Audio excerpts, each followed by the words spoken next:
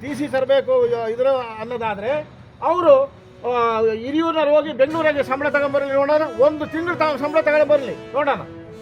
ಆದರೆ ವ್ಯವಸ್ಥೆಯನ್ನು ಎಲ್ಲರೂ ಕೂಡ ಪಾಲಿಸಬೇಕು. ಅವ್ರಿಗೇನು ವ್ಯವಸ್ಥೆ ಇರಬೇಕು ಅವ್ರಿಗಿರಬೇಕು, ರೈತರಿಗೇನು ವ್ಯವಸ್ಥೆ ಇರಬೇಕು ಅದು ಅವ್ರಿರಬೇಕು. ಅದಕ್ಕೆ ಇಲಾಖೆ ಇಟ್ಟಿರ್ತಕ್ಕಂಥದ್ದು.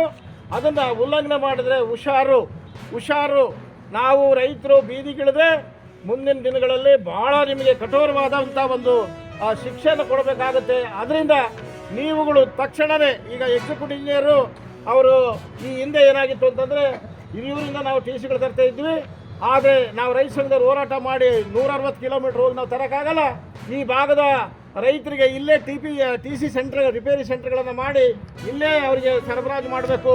ಚಳ್ಳಕೆರೆಯಲ್ಲಿ ಒಂದು ಮಾಡಿದರು, ಇಲ್ಲಿ ಬೀಜಿಕೆರೆಯಲ್ಲಿ ಒಂದು ಮಾಡಿದ್ದಾರೆ. ಸುಟ್ಟು ಟಿ ಸಿಗಳನ್ನು ತತ್ಕ್ಷಣ ಕೊಡಬೇಕು ಅಂತ.